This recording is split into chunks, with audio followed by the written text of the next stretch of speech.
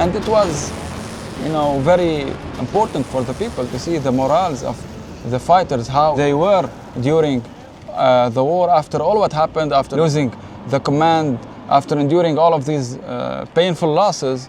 They were still willing to fight to the last moment and to try to fight the Israelis with whatever they could get from the field.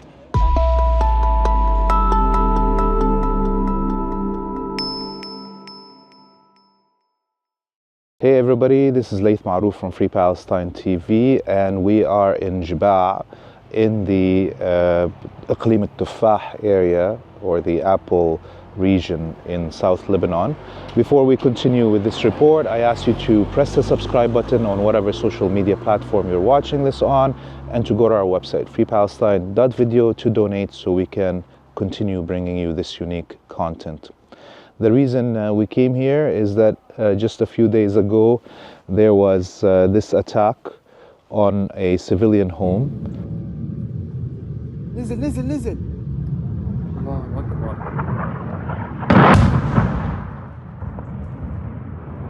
It's very clear that there's nothing military in this site. It's a 3-floor house and it's all down to the ground. The missile was targeted on the basement, on the first floor, specifically to bring down the house where it stands and to make it impossible for this family to refix its home and be able to live in it again. We can see that this is a continuation of the policy of the Zionists punishing the civilians, especially when they want to put pressure on the Lebanese government to negotiate surrender. Literally, this is what it is. This attack happened at the same day that the coordination mechanism committee was meeting with the Americans, the French, the Lebanese government, and the Zionist military in the Ras al-Naqoura area right on the coast. And much was being pressured by the Americans to have a surrender kind of resistance weapons, as well as to normalize the relationships with the Zionist enemy while the bombardment continues. So while this mechanism committee was meeting, this attack happened, along with 2 more attacks in the Bint Jbaa area in the south, and one in Tyre area, which is Sur basically in Arabic. Those are all clearly where to force the Lebanese government negotiators to surrender to the demands of the Americans and the Israelis.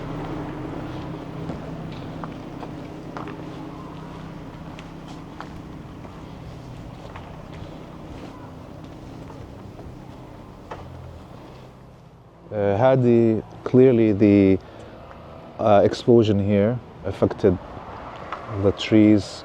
There's some fig trees, some olive trees, all burnt. The entire neighborhood, also the buildings next to it, were damaged by the attack. And we were told there's a clinic just under there. We're going to walk towards it, but it was full of patients, and It's the local clinic.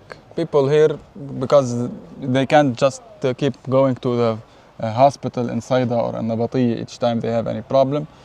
This medical clinic, local medical clinic, mostly opened by locals and also by organizations from the region here.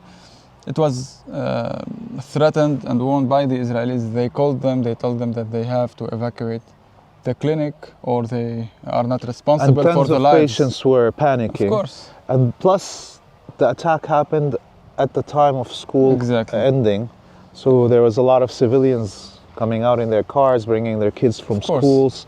So the whole town was in a panic because of this terrorist attack by the Zionists. It's a terrorist attack. We can see here that if any secondary explosion happened, we would have seen this rubble all of the area. You know, when there is something inside the house and it explodes, it throws the rubble like a fountain on the entire area. You can see that nothing was moved. All the building just went was leveled to the ground, three stories building, and you can see there is no rubble here from any kind of secondary explosions that happened or any fire even. You can see that no fire affected the building. Mostly the Israelis are targeting these places either based on wrong information or pure vengeance. Or pure terrorism, vengeance. or both. Yeah. You know, both. And you were, when these attacks happened, it was Thursday, right? Is that Yes. correct? Yeah, and me and Rabia, we were still in Italy. Yes. But you were on the ground in the field and were able to see what happened in the attacks around the Bint Jbaa area and the Sur area, right? Yes, they targeted Mahruna village. Also after warnings, they issued 4 warnings, 2, and later they issued another 2 warnings. They targeted Mahruna village and Barashit and Al-Majadil in the same day. And it was just 24 hours after the mechanism committee held a meeting, and it was the first time where they introduced a civilian representative of Lebanon, because the meeting usually was done by an indirect meeting. The Americans and the Unified Forces and the French, also French delegation is present, and the Lebanese side and the Israeli side. And the Lebanese side are military officers, and the Israeli side are also military officers, and there was no direct talking between them. The Lebanese military delegation addressed the UNIFIL or the American delegation or the French delegation, and they addressed the Israeli side. Now, after pressure from the Americans and from the Israelis, the Lebanese government decided to introduce this new civilian personnel that's on the negotiation quote-unquote team. diplomat. He was the former ambassador of Lebanon in the US for 1 year only. What's his name, by the way? Simon Karam. Simon Karam. And by the way, and he's not, of course, from South Lebanon. He's not related to any of our situation. Let's sit here under this cedar tree, by the way. Yeah.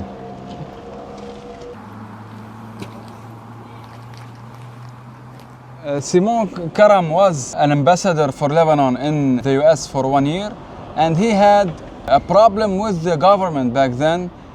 Rafiq al-Hariri, the martyr Prime Minister of Lebanon, back then he was the Prime Minister, and he said that in Washington, this is a quote from Rafiq al-Hariri, he said, in Washington we have 2 enemies.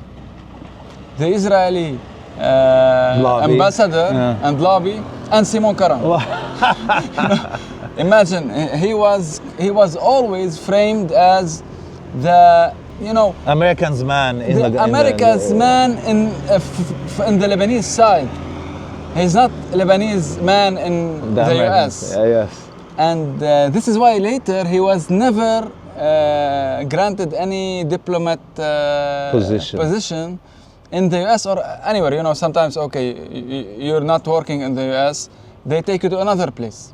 They didn't do this with him, and he always kept being in all the groups and the lobbies that was later formed against Syrian presence in Lebanon, against the resistance, against quote-unquote Hezbollah domination, the alleged domination of the politics in Lebanon.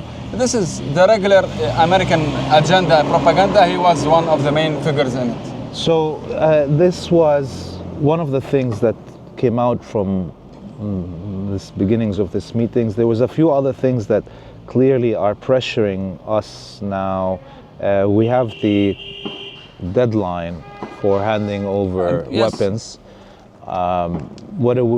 Should we think about this? Because originally the Ortegas and the Americans wanted Hezbollah to be disarmed by the end of December. We're right now already 7th of December. So we still have 23 days. 23 days. We have to drop everything and run. But we heard Sheikh Naim al-Qasim give a speech specifically about these 2 points: the deadline and the civilian in this mechanism. Tell our audience what... Of course, Sheikh Naim Qasim, the Secretary General of Hezbollah, he declared that this was a wrong move from the government, and it's added to the first wrong move by accepting the American conditions when in August they agreed on disarming the resistance according to the American conditions. It was called the American paper. And he declared that the decision now to introduce a civilian to basically, it's a concession, it's accepting Israeli conditions. And Sheikh Naim Qasim asked a question: what did the Israelis do in return? Or why the Lebanese government did this? Did the Israelis withdraw from the occupied lands? Did they stop attacking? Did they consider any type of Lebanese requests regarding the prisoners of war and the civilian prisoners also who are still in Israeli prisons, and the Israelis are not even revealing their numbers yet. They didn't issue an official number of the Lebanese prisoners, and they are still occupying these 5 points, and they are still also banning Lebanese people from border villages to access their lands next to the wall, which means that by fire they are occupying much more than 5 points. By fire they are occupying the entire line of borders to a certain extent of few hundred meters. If you access it without Lebanese army with you or something, they can simply attack you and shoot at you. So there was it was a free gift for the Israelis from our government, and also it's added to what the Lebanese president stated, that if the UNIFIL, the forces in Lebanon, their period ended, which is coming in a few months. It just got renewed for only 1 year, and it's almost over this 1 year. They are welcoming, he said, that Lebanon, of course not all Lebanon, he's speaking on behalf of himself, but the Lebanese president stated that Lebanon welcomes any foreign forces who wants to replace the UNIFIL. So he's welcoming direct occupation by the former colonial powers under the banner of sovereignty and I don't know how it's translated, but restriction of the rights of using of weapons in Lebanon. Monopoly over the use of force, yes. It's hilarious. It's hilarious. It's pure contradiction of what they are saying and what they are claiming. And it only shows how much the Lebanese government right now, that Hezbollah is opposing, how much it is under American pressure, to the extent that they cannot even have a logical statement. You know, they are contradicting themselves each day. If you gather the statements by the Lebanese president since 6 months ago until now, he stated first, the Israelis have to abide by the conditions one by one, which means withdrawing. Then we take the weapons.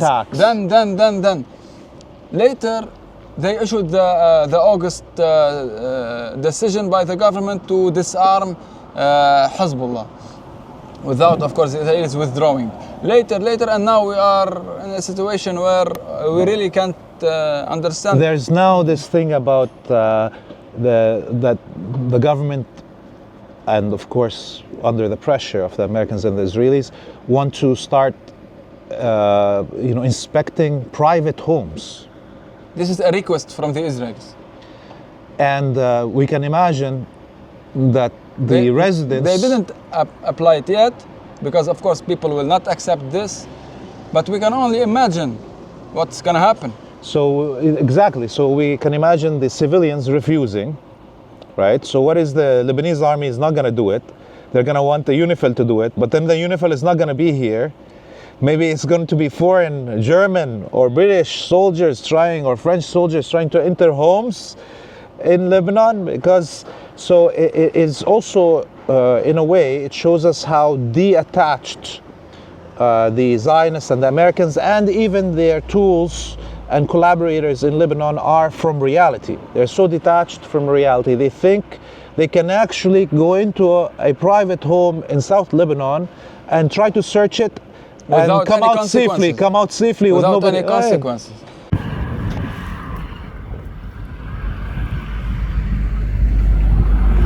There was also a video that was released by Hezbollah. It's one of the rare military operation videos that have been released over the last few months. Of course. But this was a special video, and I think most people were... it had a message. It had a message, and people were shocked at what they saw. Explain to our viewers what that video was. This video showed some Hezbollah fighters who were rescuing a missile launcher that was targeted, but it wasn't destroyed completely. Only the vehicle and the cabin was destroyed. They were able to fix it on the spot and to drive it on the roads that are not covered, not from under the trees, under the bare sky, and to launch the missiles from it. It was a big one. It was like, I think, 12 missiles. And it was a big one. It was one of the big, of course it reached... It's not Falak, but it's... No. It's like the Russian... MSLR. I think it was 220 millimeters caliber. I think it's 220 or 180, not the 105 or 110 Katyusha missiles. It was the bigger ones. And it was, very important for the people to see the morals of the fighters, how they were during the war, after all what happened, after losing the command, after enduring all of these painful losses. They were still willing to fight to the last moment and to try to fight the Israelis with whatever they could get from the field. And also, it revealed that not everything the Israelis targeted was destroyed. Yes. And it's a message, a very important message for the Israelis and for also the Lebanese who are relying now on the Israelis, that not everything Israel on paper said we targeted 1,000 missiles, 2,000 launchers, 3,000 something, that it's correct. And this also showed that they cannot assess the power of Hezbollah, the capabilities of Hezbollah now with accuracy. Of course, there's a lot of hidden stories that we have not yet heard of the valor, of the courageous, heroic actions of the resistance, and inshallah, we'll get to know more of them as time passes. Inshallah, we will be able to also to have a role in revealing those stories by meeting some witnesses and some people related to these stories, and being able to tell those untold stories of the heroic resistance from South Lebanon.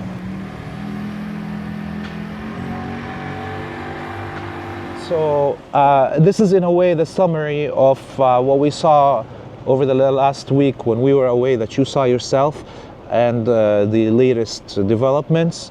Hadi Hotait, thank you very much again for being with us. You were also behind the camera earlier. I'm Laith Marouf. I ask you one more time to press the subscribe button on whatever social media platform you're watching this on, and to go to our website, freepalestine.video, to donate so we can continue bringing you this content. And until we see you next time, we bid you all a free Palestine and a Lebanon free of colonialism, imperialism, and Zionism.